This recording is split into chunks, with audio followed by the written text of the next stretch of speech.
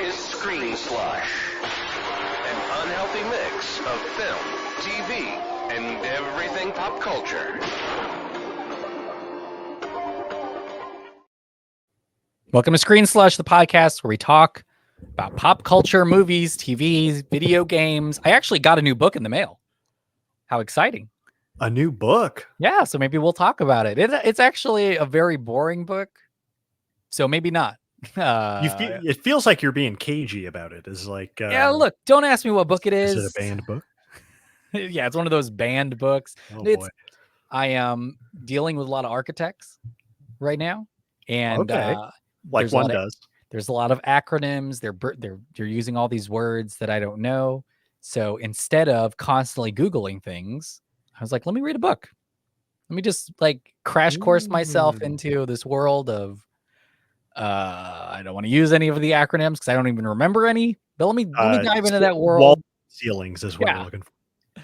So by the end of this whole exercise, I will have constructed a. You already got one. Yeah, I would have built something. You know, that'd be fun. So yeah, we talk about books. We talk about books also. My name's Emmanuel. My name's Brent. We're gonna talk about some news up front, some historic things happening, and then we'll get into some new stuff that we watched the last week, including, oh boy, one of the highest grossing films of all time, or at least openings of all time. We're gonna talk Deadpool, Wolverine this ep. Oh yeah, super exciting stuff. Who do you think you are closer to, Deadpool or Wolverine? You know what? I was just going to ask that. That's perfect. You brought that up. I was just going to be like, which one of us is which? That's a good question. I'd probably say I'm Wolverine. You're more Deadpool. I'm more. Does that feel right? Yeah, that sounds right. Okay. We also don't have to be Deadpool or Wolverine. We could be both Deadpool, both Wolverine. But you are a little more. You're definitely more stoic. You're not that grumpy, but you do have a beard. Do you have a beard? Way more. You're hairier than me. For the Wolverine effect. Yeah, that's and true. I'm a bit of a scamp. You know.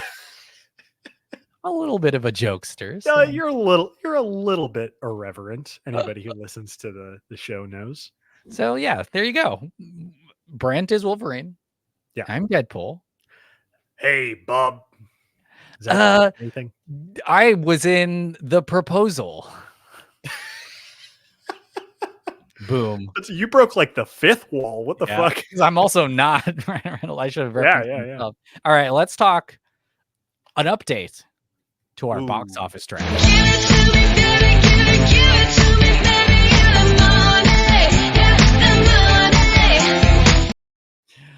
Brent and I had a box office draft at the beginning of the year where we looked ahead all of the release dates and drafted them in order of, of who we thought was going to gross the highest this year. Yeah.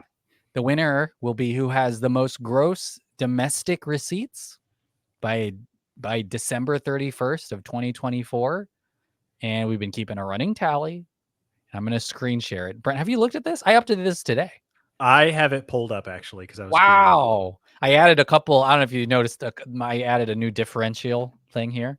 Like that. Cool. A new, for all you, I guess this is in Excel, but for all of you spreadsheet heads.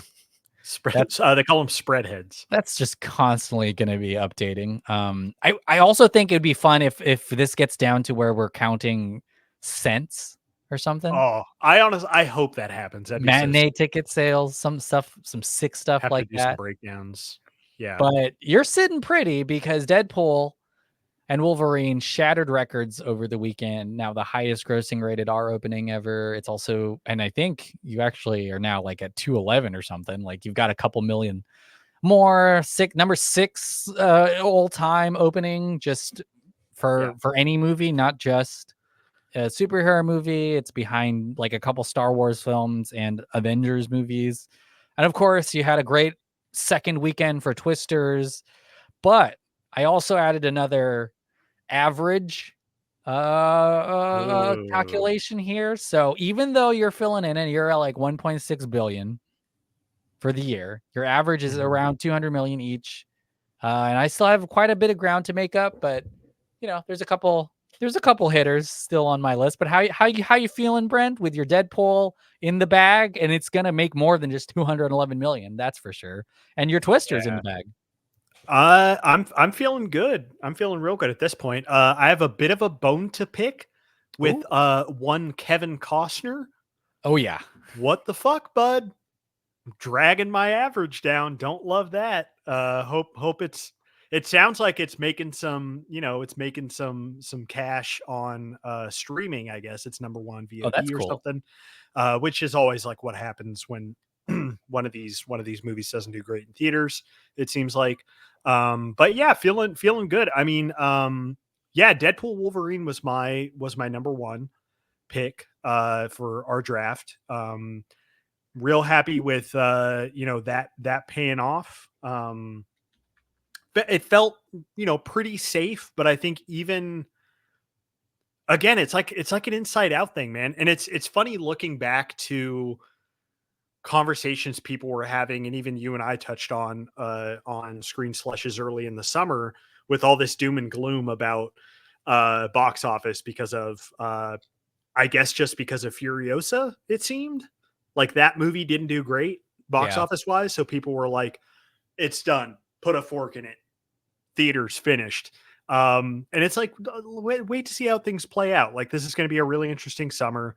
It has definitely turned into one. A lot of really big hits, some kind of cooler, less expected hits. I mean, Twisters is a sequel, but it's, I don't think by any stretch was like a guaranteed home run, but that's doing great.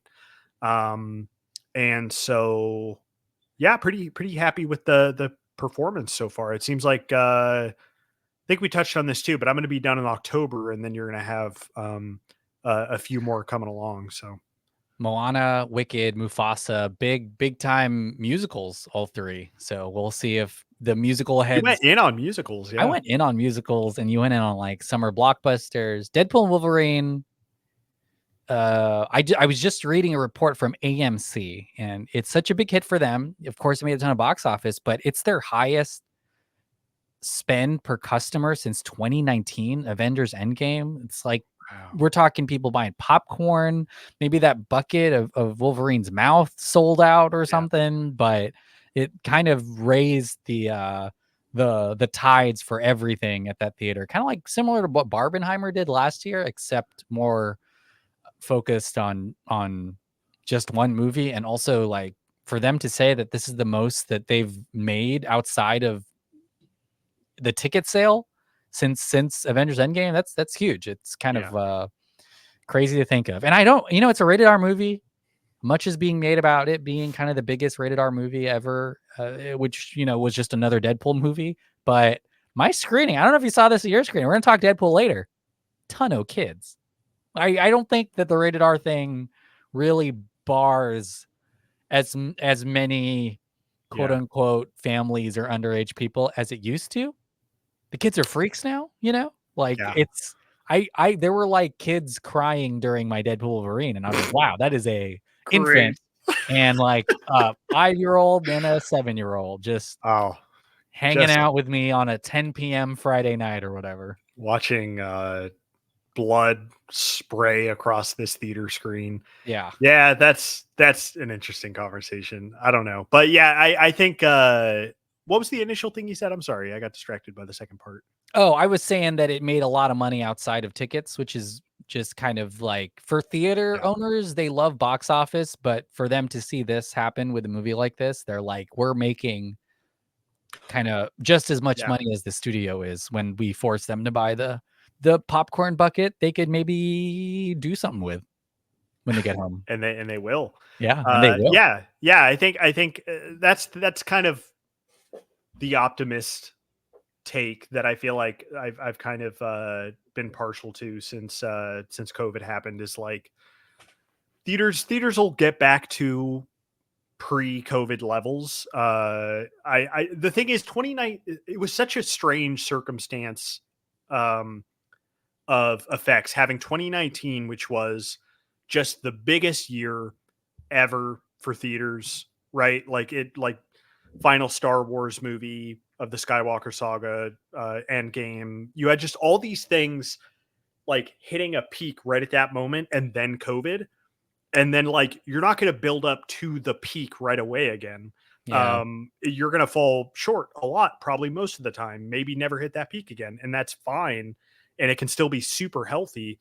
And I think it is in a place right now. I don't know, maybe theater owners would feel different. I think they're probably still struggling to to fully make ends meet to pre-COVID levels. But I mean, yeah, it feels like we're getting to a healthy place as far as that balance of people going to the movies and watching things at home too. So yeah, but yeah, this is the biggest.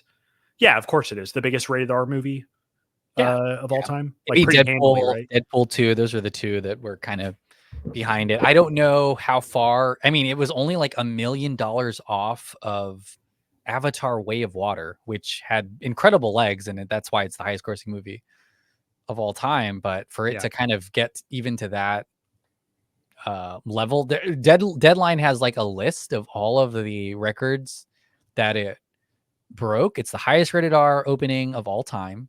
It is the biggest global opening since Avatar: Way of Water, which, that wasn't that long ago, but it's Hugh Jackman, Ryan Reynolds' biggest opening ever. Also for Sean Levy, it's the highest July opening of all time. Wow. There's a lot. It's broken so many, and I think the big headline is we're talking like number 6 domestic opening all time, and number 4 superhero opening of all time. So I don't know. I feel like one of our predictions this year, I think, was like Disney is back or something, and maybe they are. You know what? Oh, that was yours, and mine was the opposite. Yeah, Wow. You know what? I think I can already say it may be. definitely seems like I lost that that gambit. I gotta like go back in my thing. Oh my I'm pretty gosh. confident that I was the one who was Yeah. like, things are gonna get worse for Disney this year, and then I think so, completely wrong. but here's we're gonna do this at the end of the year, but we both picked breakout stars.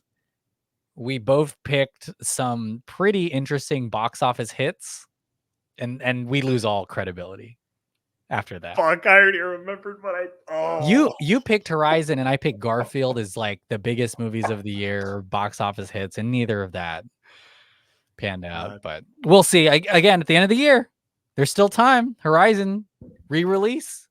God. Maybe it comes back. Maybe Garfield gets back there too. God, they re-release Horizon and Garfield, and then they fly to the top of the charts. Anytime I'm getting cocky, and you got to check me, Yeah. just be like, "Hey, you put Horizon as your box office surprise hit," and I'll be like, "God damn it!" Sorry. This will be like outside of movies too. We'll just be having a disagreement about something. You're gonna be like, "Oh, that's the wrong car."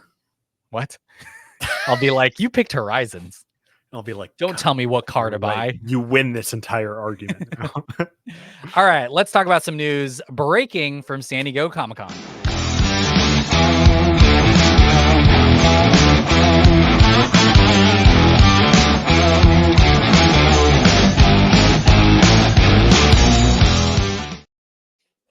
I let that whole drop play because it just sounds catchy. It sounds like we're just hanging out by the above ground pool. Yeah. You're frying up some ham, some Canadian ham. Hot dogs. I was gonna say it sounds like the like opening title sequence to a 2000s American Pie straight to DVD spinoff film. Yeah. And I mean that in a good way. Or like early 2000s horror movie, but it's like the helicopter shot of us in a Jeep driving to the scary house we get murdered in, just not a care in the world. You're about to graduate. I'm about to go to join the Peace Corps or something, and we'll see if we make it out alive. Write this down. It's a good movie. That's good stuff. This weekend, and I think maybe even still a little bit today, but Comic-Con has been going on. Hall H is back in a big way. Marvel back at Hall H, with their announcements. Is that an Whole lot of news from DC, Star Trek, the Rings of Power. A lot of TV shows go and kind of release their big reveals or their big trailers. A lot of stuff leaking too from that. But Brent, what are some of the big? Well, we already know what the biggest thing from this year's Comic-Con is, but should we just talk about that at first? I don't know. Sure. Yeah. I mean, the Marvel Hall H is kind of now a staple of modern San Diego Comic-Con in that I don't know, it feels ubiquitous with the kind of growth of Comic-Con, right? Like in Comic-Con becoming a behemoth, it feels like that happened alongside Marvel becoming like the world's favorite thing in terms of like movie, like MCU stuff. And yeah, their presence has been a little bit, less kind of over the last few years, but feels like, I mean, they were back in full force this year with some pretty exciting stuff. The Robert Downey Jr. news of it all is crazy. Him coming back as Victor Von Doom. Brent, do one of those thumbnail voice faces. You gotta like, yeah. All right, there. A screenshot. Clip it. Done. That's crazy. I have no frame of reference of any comic book stuff that is pulling from. I know there is some stuff. I know Drew was referencing some stuff. I think it's something newer and something like maybe kind of minor in the history of Marvel Comics, but I think it's like a 2006 or 2007 comic book run or something. Yeah. But pretty huge. Yeah, and then the King Dynasty is no more. Now it is what is it? Doomfall? Doomsday and Secret War. Yeah. Yes. Those are the two. Avengers. What a course correct. What a fast kind of quick and also like ripping of the Band-Aid, but also Robert Downey Jr. is back, but right before he took that mask off on stage at San Diego Comic-Con, they did a sizzle reel of the Russo brothers movies and revealed them as well. So the two, the brothers that, coordinated and worked out and made the big landing the plane Marvel phase ending kind of capper movie.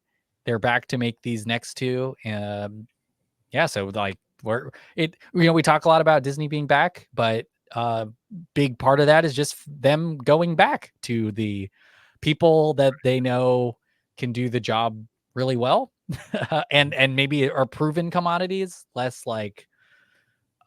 risky to I mean, the Robert Downey Jr. Russo brothers Avengers movie is gonna make enough money to cover that budget in spades, and if they announce that you could buy tickets tomorrow, people would just they would be they would make a profit almost immediately. But it's not like just a Marvel thing, because they also said that Andrew Stanton's coming back to make another Toy Story movie. Like on all their franchises, they're all they're going back to what they know works across the board, and this is just like maybe one of the biggest examples of that. Robert Downey Jr. back in the MCU, a movie made by the Russo brothers, coming out in 2 years. Like it's just kind of like we're back, literally. Yeah, we're literally back. Yeah, I think I've seen some kind of extremes on how people feel about this, and I don't think are representative of everyone, but I feel like the truth of the matter feels somewhere in between. I think that like they definitely know and love how much people respond to RDJ. Yeah. It has been for playing Tony Stark, playing Iron Man in the past. But I think that is definitely rolled over onto him as an actor now. I think that He's got some. He's got that Oscar now. Yeah, I was gonna say at least some part of that I feel like rolled into Oppenheimer. I'm not saying that movie was a hit because of MCU fans, but I think that like a lot of them saw that and liked to the that movie. Yeah, But yeah, I think it's definitely a like PR marketing decision, financial decision, but also, you know, I have hope that Robert Downey Jr. doesn't want to just phone whatever this thing is. Oh no. Phone it in. Yeah. And that Kevin Feige doesn't want to just like, it's like an evil Tony Stark who is just named Doctor Doom. Like I have hope and trust that the take is interesting, you know, and that it's like dramatic and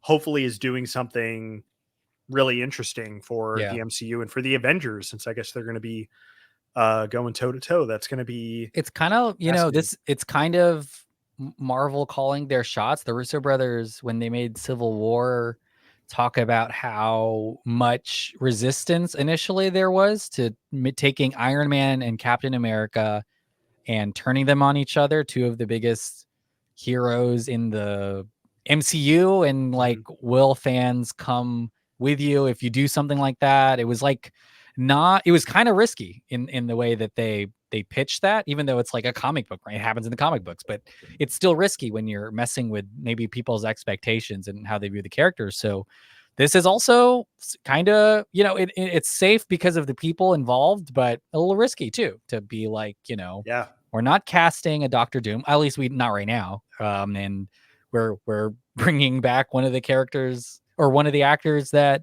is so iconic for so many people. But a huge part of Doctor Doom, of course, is the Fantastic Four. There's a lot of footage from that. We may or may not have seen the trailer. Looking pretty good. Everyone's looking like a snack, and the movie itself is very stylized. You know, there's in for that era. We're talking space race, dating shows. You got a lot of fun. Like they made a big deal about the the Incredicoaster. That's the Incredibles roller coaster in Disneyland, but they made a big deal about the Fantastic Four car that flies. You know, they flew it out on stage or something. But that movie looks pretty good, and then that cast I was kind of thinking was maybe a little AI generated, but all together on stage and in the trailer, they look pretty good. I'm this is the one. Fantastic Four is kind of one of my favorite comic groups or characters, I guess. Just like I love their dynamic. They have some of the best comics. And this was the movie that was coming together in a way that felt like, like you said, like it felt very much like randomly generate some hot actors who are killing it right now to get in this movie.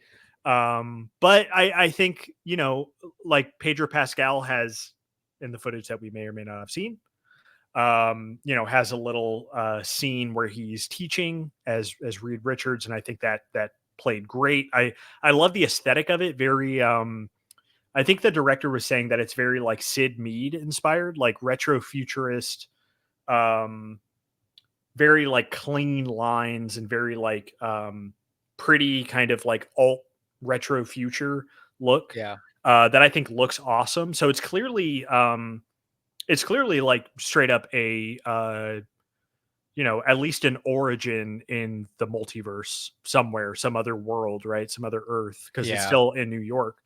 But yeah, it got me really excited to see that. And then a little tease of Galactus there at the end. Yeah. Oh, and it's titled now. It's for the Fantastic Four First Steps. So First Steps, yeah. You know, there's sometimes clues in that. Yeah, I guess the thinking with First Steps is the moon, like NASA, right? Like moonwalking. Yeah. But like who knows? Maybe it's about a baby. Babies. Baby first four. Everyone's a baby. Steps. That'll be kind of exciting. We've also got a little bit of, oh man, I don't want to just we have a Marvel podcast, so that's why so much of this is off the dome, because we've talked all of this stuff before. But Harrison Ford, you know, is Red Hulk, so we got a peek of like Captain America. the next Captain America movie. But let's get out of the MCU, okay? Yes. What are some other things that you kind of saw from Comic-Con that you want to talk about? Yeah, so the big one for me, I guess there's two I can go over real quick. Rings of Power season 2. You and I watched the first season. We talked about it on the show. We both enjoyed it. Yeah. It's not a show that for me really stuck around in my brain too much after that. Not to say anything about its quality or anything. But man, the season 2 trailer, like, it just brought me right back in it. It looks like they have kind of adjusted course on some of the characters Oh, and kind okay. of Interesting. where things are, what the story is in this one. Yeah. The scale of it is just, it's ridiculous. It looks like there's so many big like battle sequences and just like these massive, I don't know, the spectacle scene's insane. It's also a long trailer. I thought about watching it before the pod, and then I saw that it was like 4 minutes. Yeah. And I was like, I don't have that kind of time right now. We can't. Just I gotta watch this. I gotta put on a hoodie and make some popcorn. Get comfortable. Get popcorn for a comfortable. trailer. Yeah. But yeah, I'm super excited for that. The other one, which I had forgot about till I just saw it on this Gizmodo list. Some of the Critical Role animated shows. So season 3 of Vox Machina, they showed a clip. And that's coming out in October. It looks awesome. Everybody has said that, like, and I haven't seen the first campaign of Critical Role, so I don't have any context for what's going to happen in it. But that, like, this is where some of the wildest shit goes down, and it's going to be in the show. So I'm excited. And then their other show based on their second campaign, Mighty Nine. This is Amazon Prime, right? Like, all this is, Prime. I think it's on Amazon. Yeah. Yeah. So everyone out there, get Amazon. Geez, I guess please Bezos corner over here. Support small business. Hashtag Amazon.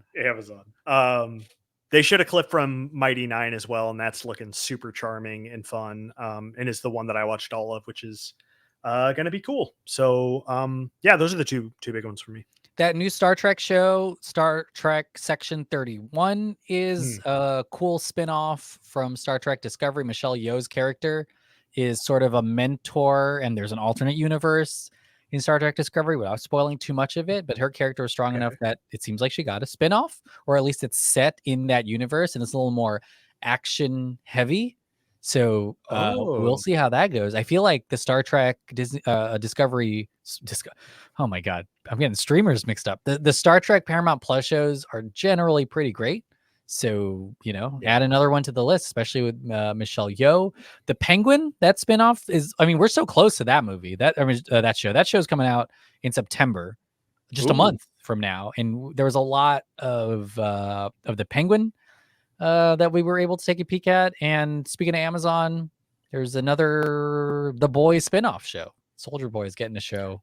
Oh yeah, on Amazon Prime. I like Soldier Boy a lot. So Doctor Who fans, you got another Doctor Who spinoff show. I don't know. Oh, it'll be on Disney Plus, but a whole lot from Comic-Con this year. Yeah. But of course, RDJ kind of just taking the air out of everything.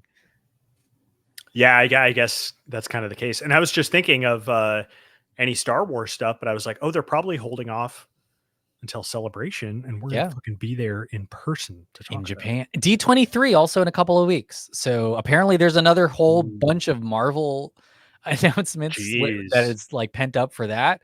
But I wouldn't be surprised if we got a couple Star Wars things. They did announce that book series today. Pretty fun. Cool trilogy. New trilogy of political Star Wars books, flying off the shelves. I mean, in that Andor vein, that's fun though. That's cool. I think that'll be cool. All right. That's it for Comic-Con. Done. Let's talk about some new things that we saw this week.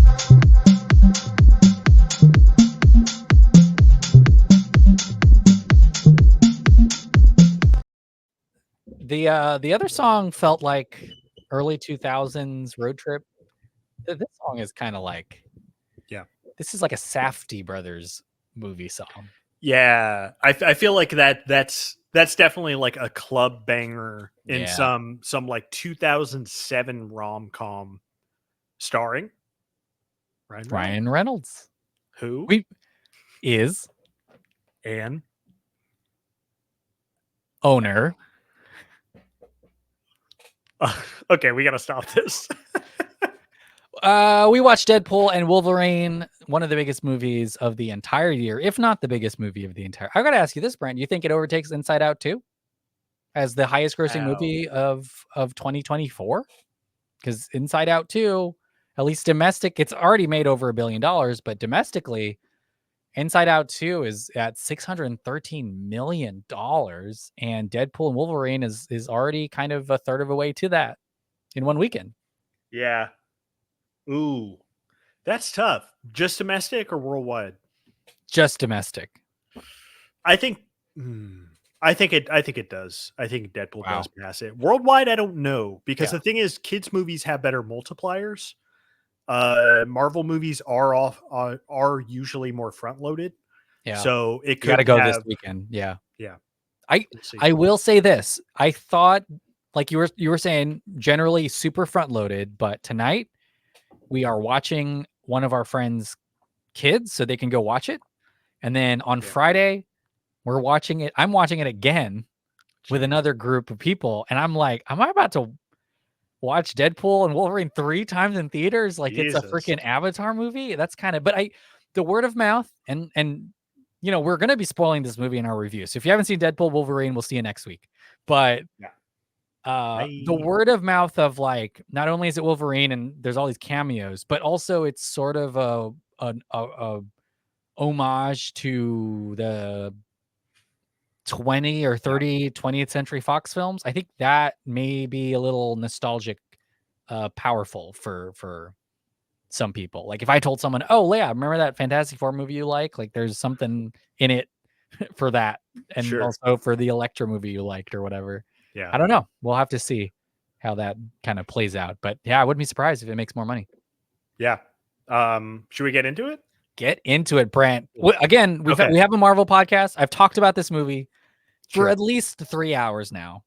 Wow. I still have new things I want to say. Cool. But Brent, you can kick it off. What did you think of Deadpool and Wolverine, directed by Sean Levy? Yeah.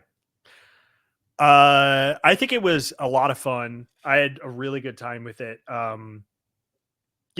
think that the movie, which I didn't really expect, and maybe I should have, knowing like that Disney just got a hold of all of 20th Century Fox and kind of all of that IP and the cinematic versions of those characters and stuff. But ultimately it really ended up playing out like almost a No Way Home of the Fox era Marvel movies, meaning like Blade, X-Men, Fantastic Four. Those are the big ones. I'm probably forgetting maybe a couple little smaller things there, but yeah, I think that aspect of the movie was really cool to see. Even if it felt like it was catering very, very hard to the audience. I am squarely like right there in the target demo of this movie, and I felt it. And sometimes I bounce off of that. I don't know if it's just like, who knows? But no, it was pretty effective. And it was cool seeing some of the like, the kind of clever, like deep cut, things like Channing Tatum Gambit was wild. Henry Cavill, Wolverine. I mean, a lot of behind the scenes Hollywood stuff. And I would say even for like all the references to Hugh Jackman, Ryan Reynolds' personal life and all that stuff.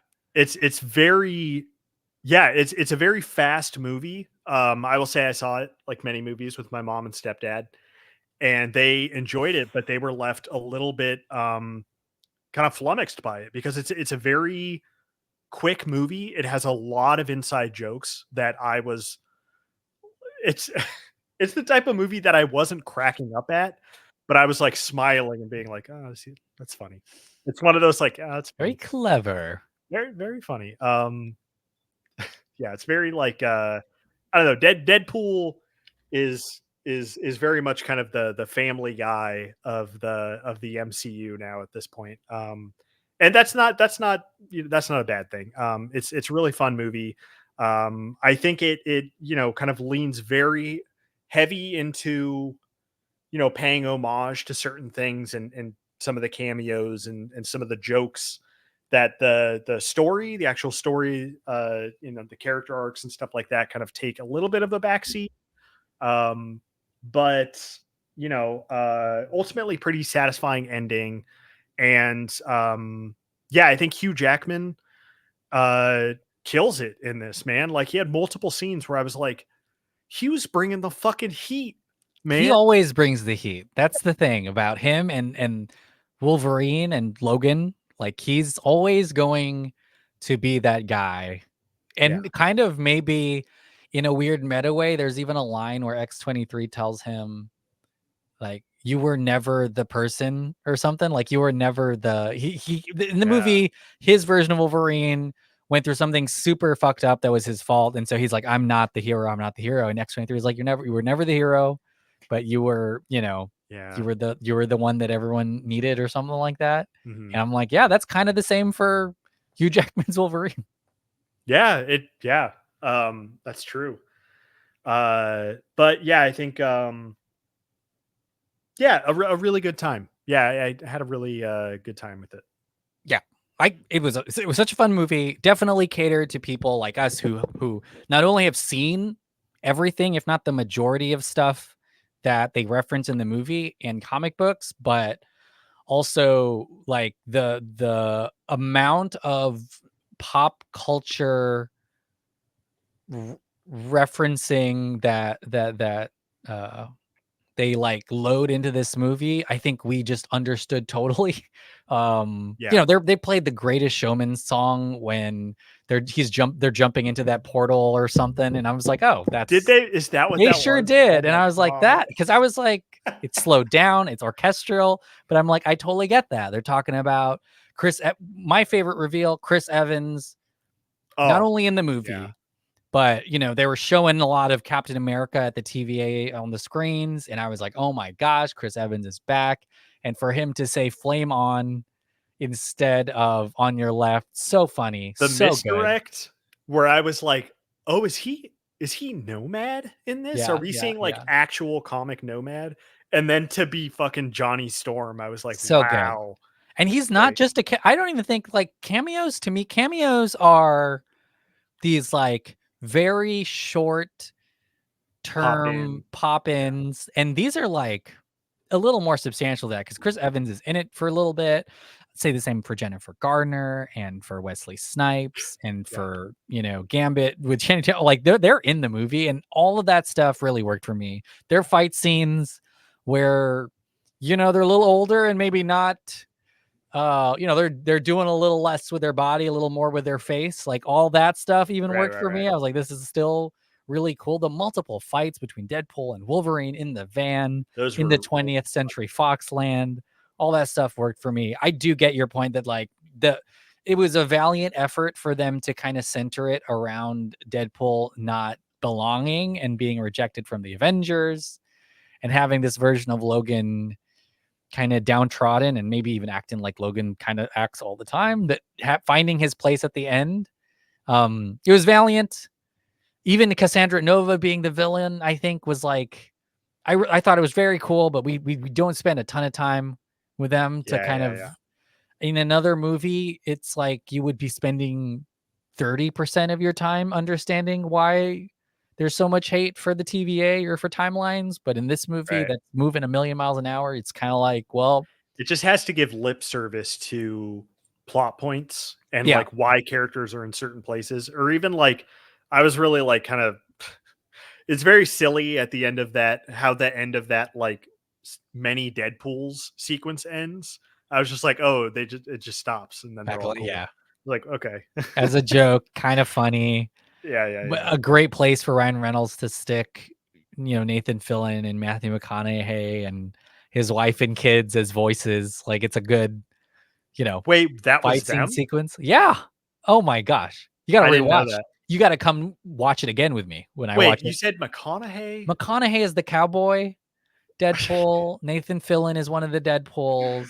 Jesus. Lady Deadpool is his Oh, I bet they wife. had Nolan North in there. I bet he was Maybe one of the I faces. feel like this is a movie that whose IMDb trivia page will just constantly get Oh, revised and yeah. keep growing and growing. But all that being said, an enjoyable film. I don't think it's going to be Yeah. as sticky as some of the other MCU outings. I also feel like the most critical part of it, if you're like watching these Marvel movies to know what's coming next, is a lot of the TVA stuff. Matthew McFadden is Paradox. B-15 is in this, but you know, if you watch all the Loki stuff, Loki is the timeline now.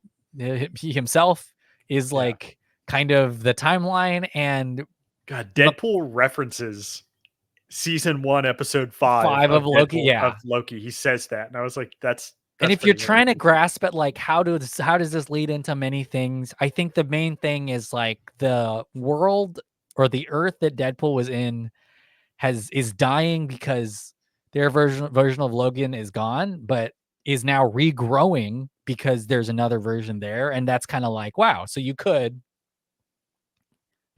avoid pruning whole timelines because, somehow they can start to regrow. It's like the Goldblum life finds a way thing, so that Yeah. is also there, but it's not heavy on MCU stuff. And it's definitely all about the 20th Century Fox version of Yeah, movies and all that.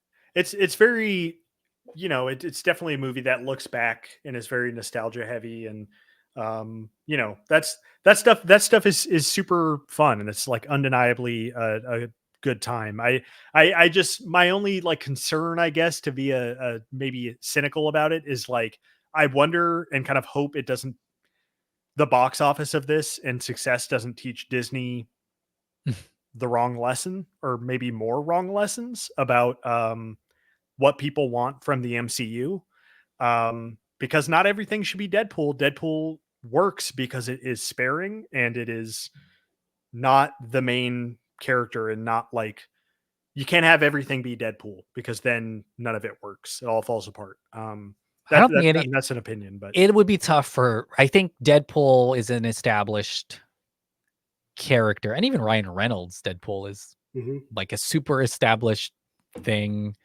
I would be interested. I don't know. Do you think that some people, and I mean, this has to have happened because of, we know the box office stuff, but do you think there are people who didn't go watch the Marvels, didn't watch a ton of MCU Disney Plus shows, and maybe like can empathize with Deadpool movies and going to them, and Deadpool saying like, "Oh, the multiverse thing's not working." Like they're like, "Yeah, Hugh, you're coming in at a bit of a low point." Yeah. Which, did you catch? That was 100% 80 yard, probably Oh, like 2 or 3 that's weeks ago. funny." Which I knew they were going to do that for Deadpool, but Yeah. I think definitely there are those people. I think that my sister and brother-in-law are those people. I think that they don't really go see Marvel movies outside of Guardians of the Galaxy. Mhm. And I guess maybe the Avengers when those were coming out, but this one, they were like, they were there. They saw it the same day as we did.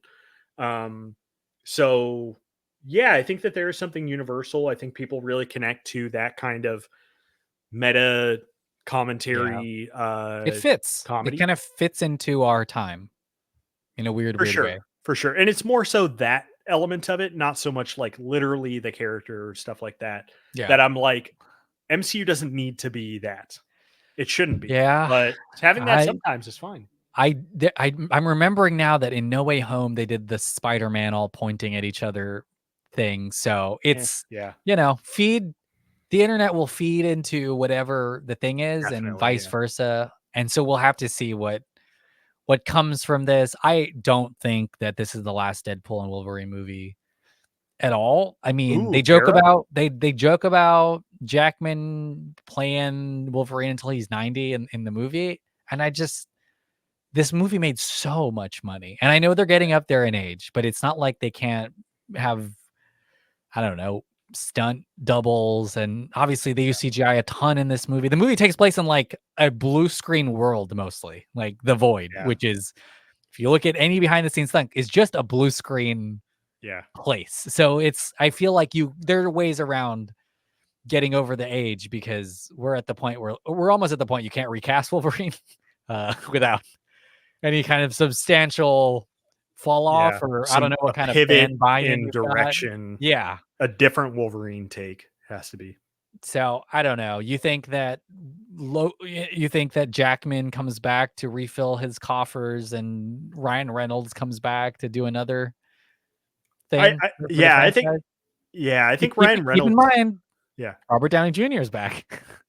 Wow. Yeah. Crazy. I think 100%. I wouldn't have said that, but Hugh Jackman is aging just like the finest of wines, and is like still just like in great shape, and is still obviously killing it. He had like multiple monologues in this movie that I was Yeah.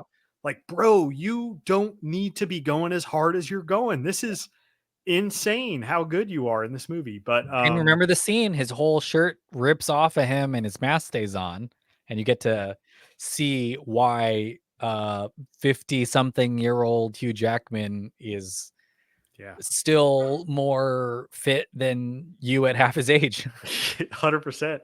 Yeah, and then so I think he will probably come back for a couple until they do inevitably try to get a new Wolverine in there. They'll probably do like a passing of the torch. I mean, Daphne Keane is right there. Just fucking, she's great. Bring her back.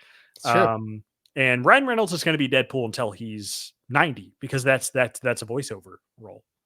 Basically. Could be. I mean, Yeah. it can be, so. And yeah, that we'll have to see kind of what the response is, but I think it's all success.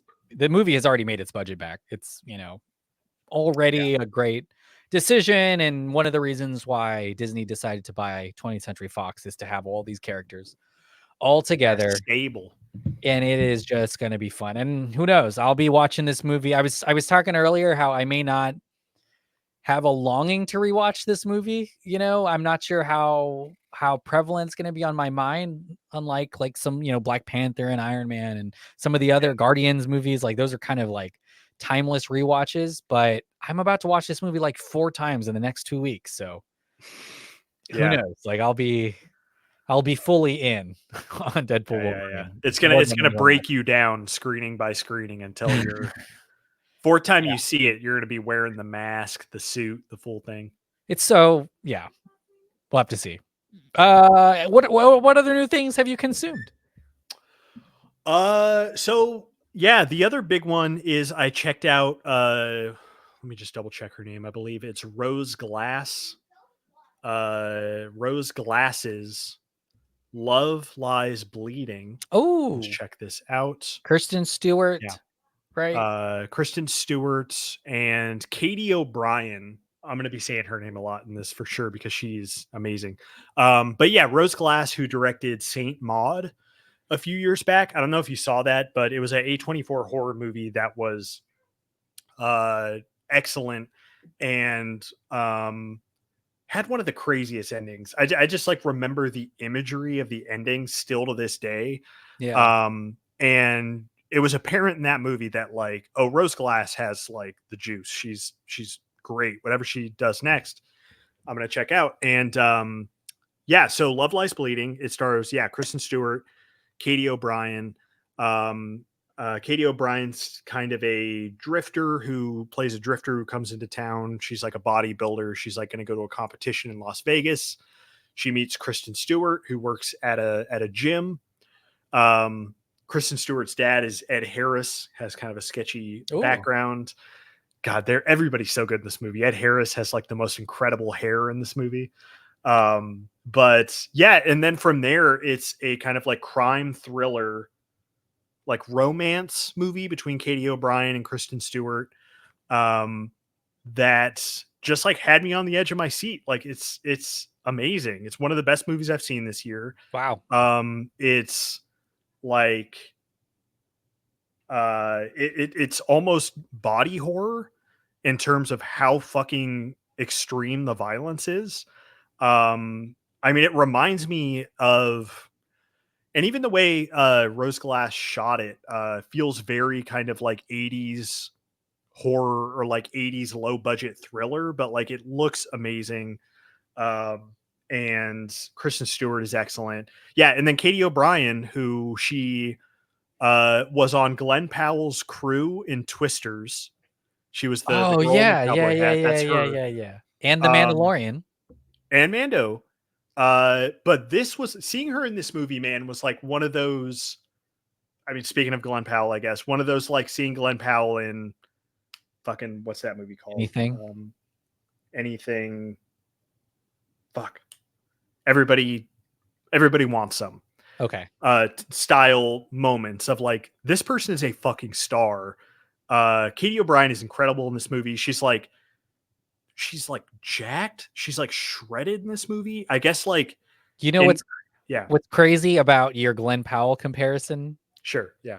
Brent, is she is going to be in the next Mission Impossible movie with Hollywood's or Glenn Powell's mentor, Tommy Cruise himself. So wait, she is? Yeah. Oh, so she's about to be. She's got the Tom Cruise sign off. Yeah. Well, she's gonna like kick ass in that movie because she is like in Brazilian Jiu-Jitsu, MMA, and then she was like a cop for like 8 years.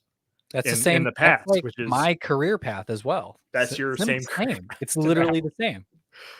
But so yeah, she has like this incredible like physical presence that like you don't see super often in like whoever actor or actress. Yeah. And she's just excellent in the movie too. So yeah, Love Lies Bleeding, really amazing little like thriller. I would recommend you check it out if you like I mean gory action movies or thrillers or and it's on Max. Coen Brothers movies. So it's not like hard to find. It's on Max now. Yeah. New release. Yeah.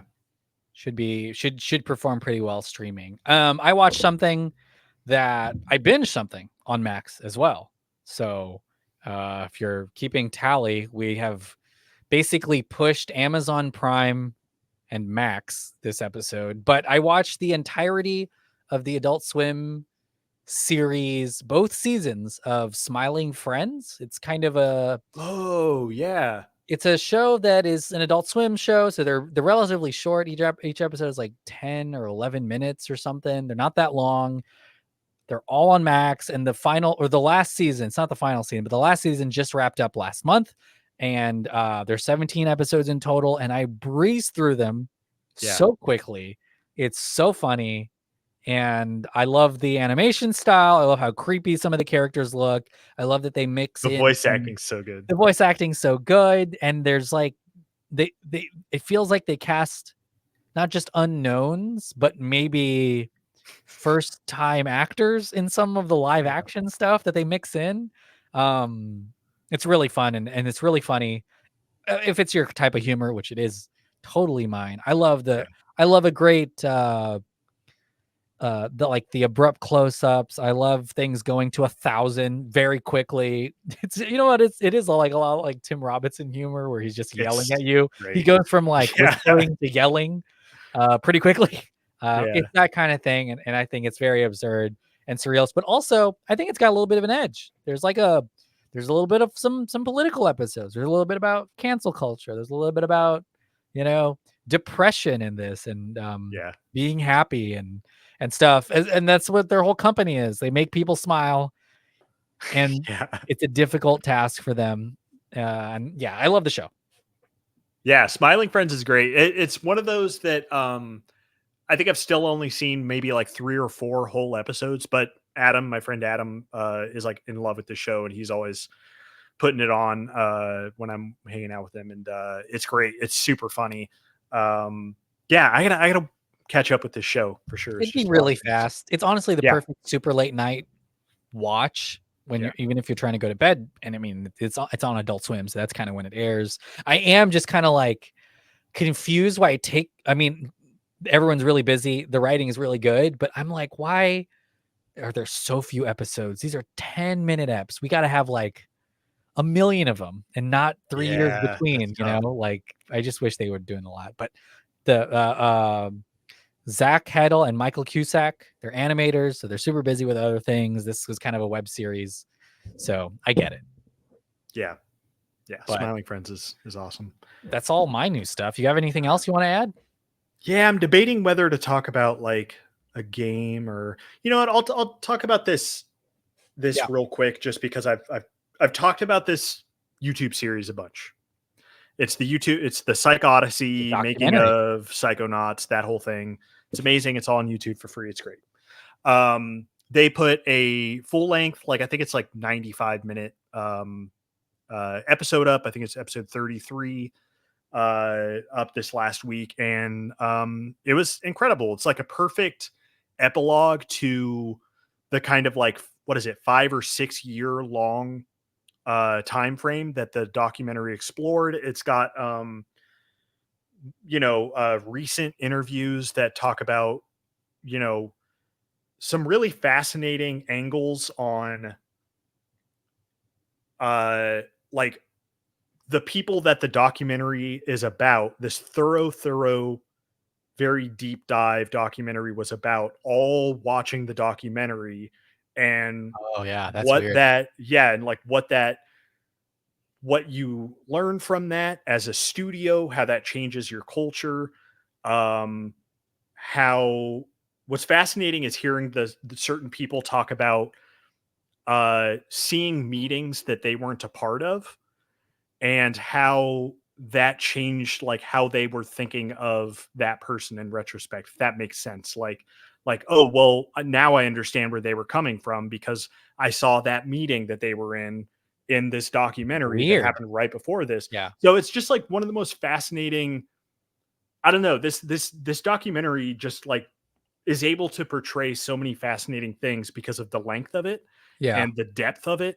And it happens to have so many like great characters, I guess, in it. And also it's the best like post-COVID kind of what's the best way to say it? Post-mortem on COVID and how COVID affected businesses Yeah. and social circles and people's mental health that I've seen portrayed in probably anything. Because like so much of the documentary takes place during COVID. And then this is like a follow-up to that. It's about, you know, some of them going back to the office, some of them moved away, the balance between that. But yeah, it's a really, really great epilogue to that series. They're making their new game now. This company is still filling them. It's going to be a whole probably 30-hour series, like 8 years from now. So yeah, it's just really cool to see them kind of wrap it up in a nice way.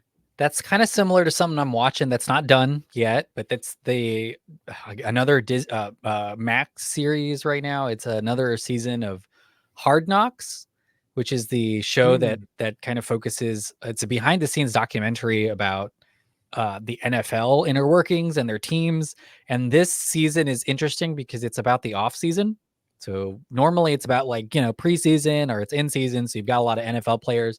This one focuses a lot on the GM and kind of the support staff and the like scouting team, which is weird. There's NFL players in the show, but it's very much focused on Joe Schoen, who's the GM of the New York Giants.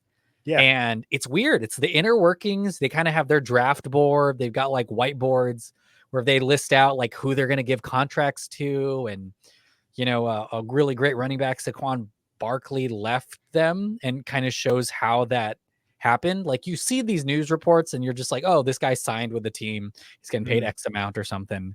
But this is like the wheeling and dealing of that, which is kind of weird to see, especially since all this season happened like 3 months ago. So it is like you saw the headline and now you're seeing an agent call the GM and talk about how they have a deal with another team or something. And you're kind of like, oh wow, this is interesting. Or the owner of the Giants will come in there and be like, and you kind of see how they sort of give their opinions. And you're like, okay, that's the owner of the team. I think he can do whatever he wants. But it's interesting. It's not done yet. And of course, none of this matters if they don't like win games or something. But it is crazy to me that they allowed cameras into their And I'm sure part of it is like PR or whatever. But it's fun and I love it and I'm gobbling it up, but it's a little weird. And it's also like, maybe good because it shows that they're, at least from what we're seeing, they're very transparent and honest. And if they're like, if they're cutting players, they're showing why and stuff. And I don't know. Yeah. A lot of that to me is like, it's odd. It's such a cloistered, secretive process until now we're seeing it on streaming. Yeah. It does sound similar to that Psych Odyssey documentary where it's like that video game developers are very secretive and they work, behind closed doors and stuff. And it's fascinating to see how much of that stuff, and it was a very dramatic, 5 years making that game. And there was some crazy shit that happened. And then like in this, people were reflecting on that and like new people came aboard and having seen that documentary with that context. What would a documentary about the behind the scenes of this pod be like? Just as dramatic, or do you think it's like me? It'd be you sending one text and me responding. Is 6 all right? Yeah, 6:15 maybe. It'd be a Instagram story that's 10 seconds long. That's the behind the scenes. We can make it more dramatic if we want. Like I'm happy to like I don't know. We'll just get pissed at each other. We'll just be angry at each other all the time and then film ourselves. Yeah. Yelling at something. Fake drama. That'd be really good. Well, look, that's a lot of stuff that we watched. We talked a lot of news. Subscribe to Screen Slush. We're back normally once a week, at least talking about something new. And this summer we've been eating good, watching some great blockbuster movies and discussing it. But Brent, what do you have to plug? The Delphin Pod Patreon, patreon.com/Delphin Pod. Countdown strikes back. We just finished talking about the Acolyte. Talked every episode. Had a real good time doing it. We're kind of right now, thinking on what we're going to do next, Star Wars wise, in this kind of lull period. But yeah, definitely Screen Slush is always the kind of staple. At least once a week. So check it out. I think there's a whole lot on Patreon for you to look at. A lot of that's video as well. We've got all kinds of podcasts, so listen to all of that. But we'll be back soon. Well, let me see if I got a final drop here. What's a good one?